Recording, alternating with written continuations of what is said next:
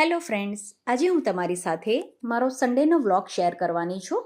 તો સન્ડેના સવારના નાસ્તામાં બધાને વાટીદાળના ખમણ ખાવા હતા અને એ પણ ઇન્સ્ટન્ટ નહીં, આથાવાળા. તો 7 વાગે જ મેં ચણાની દાળ ધોઈને પલાળી દીધી હતી અને પછી રાત્રે લગભગ 11:30-12 વાગે મેં દાળને વાટી લીધી અને પછી આથો સરસ રીતે આવી જાય એટલે મેં એને ઢાંકીને બંધ માઇક્રોવેવમાં મૂકી દીધી. તો આથો સરસ રીતે આવી ગયો હતો. તો ખીરાને હલાવીને મેં આમાં બાકીની સામગ્રી ઉમેરી દીધી, જેમાં વાટેલા મરચાં, મીઠું અને સિંગ તેલ ઉમેર્યું. તો જ્યારે પણ આપણે ખમણ બનાવીએ ત્યારે સાદું તેલ ઉમેરવાના બદલે તમે જો સિંગ તેલનો ઉપયોગ કરો તો એનો ટેસ્ટ ખૂબ જ સરસ લાગતો હોય છે. તો તમે જરૂર ટ્રાય કરજો. અને બધી વસ્તુ મિક્સ કરી દઈએ પછી ભલે આપણે આથાવાળા ખમણ બનાવતા હોઈએ તો પણ ખમણને ખાવામાં સોફ્ટ બનાવવા માટે એમાં થોડો ઈનો કે સોડા તો ઉમેરવું જ પડે.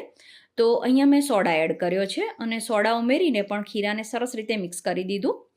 અને ફાઇનલી આ રીતની મેં ખીરાની કન્સિસ્ટન્સી રાખી.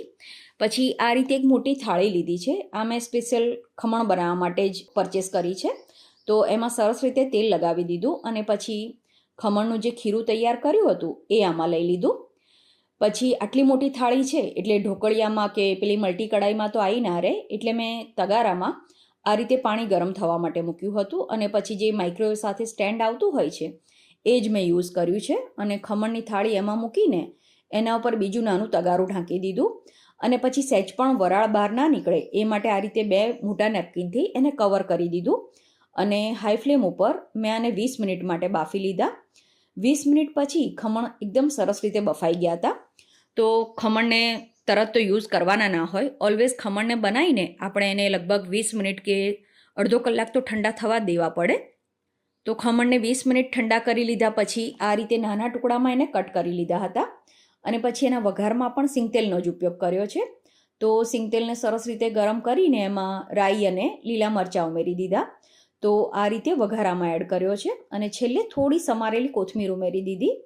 તો મારા ઘરે સન્ડેના રૂટીન નાસ્તો કરવાના બદલે આ રીતે ગરમ નાસ્તો ખાવો બધાને વધારે પસંદ હોય છે. તો આ દહીં નાખીને બનાવેલા વાટીદાળના ખમણ ખૂબ જ ટેસ્ટી બન્યા હતા અને તમારે જો આની ડિટેલ રેસીપી જોઈતી હોય તો મને કમેન્ટ કરીને જણાવજો. હું જલ્દી જ તમારી સાથે આની રેસીપી શેર કરીશ. પછી લંચમાં મેં કોરા મગ, ફણસીનું શાક, કઢી, ભાત અને રોટલી બનાવ્યું અને ડિનર માટે મેં મારી પાસે મેથી પડી હતી તો મેથીનો ઉપયોગ કરીને મેથી મટર મલાઈની સબ્જી અને ઘઉંના લોટના નાન બનાવ્યા.